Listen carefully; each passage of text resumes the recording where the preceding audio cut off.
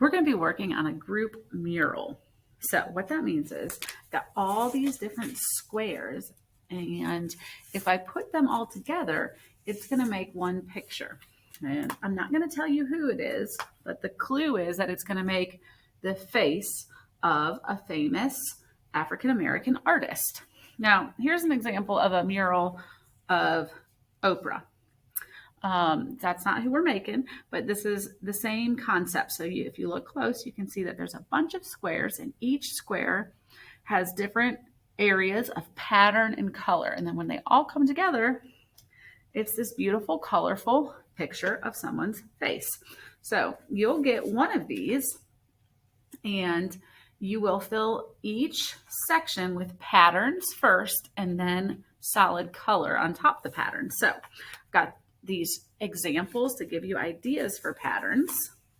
And I'm going to show you what we'll do. So notice some of them have hardly any lines going through it, like this one. It's just a tiny shape and a huge shape. Some of them are going to have more.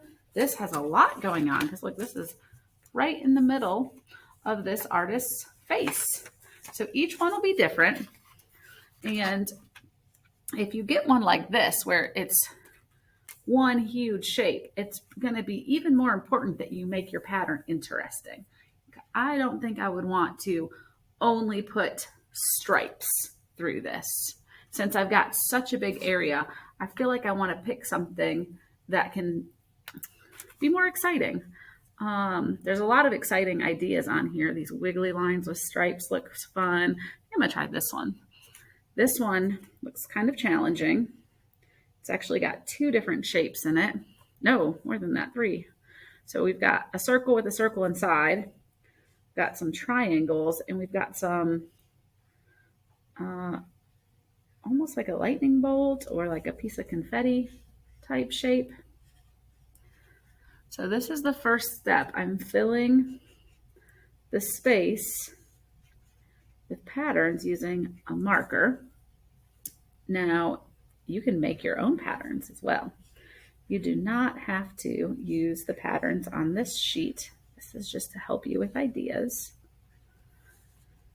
And you do want to really take your time and be slow and careful with this, because remember, it's going to be part of like a whole class project. So your artwork is going to impact how everybody else's looks. Like we want the whole thing to look nice and neat together. Okay, so step one is this pattern. Since this is such a tiny shape, this is a good spot to do something simple, like just a few stripes through it. All right, next step is to use crayons and color this in. So I think I want actually to use kind of a little variety of color in this area. Maybe all my triangles will be pink. And let's see, maybe this green for my confetti pieces. You can kind of make it your own way. Just make sure you're doing gentle, smooth coloring. You want your lines to be smooth. If you make a mistake, I really can't replace the paper. So please don't crinkle it up. Like I printed very large portraits on a poster printer, and then I chopped them into their little sections. So you just got to try to turn your mistake into a happy accident if you do make a mistake. Let's see. Hard to decide what to do next here. Make these red. Notice how when I first color that, I can kind of see the lines. It's not very smooth. If I go back over that in a different direction, it'll help smooth out my coloring marks. All right, so I'm going to just kind of keep coloring this, and I don't want to leave anything white. It's kind of my goal here. So after I fill in all these little shapes, then I would do this background area a color as well. So I'm going to pause this, finish coloring, and then let you see it at the end.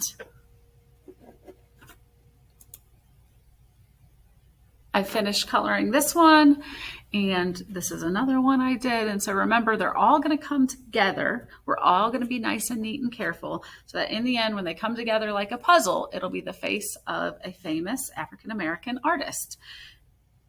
And last thing, if you want to do pencil first before going straight into the marker, you could do that.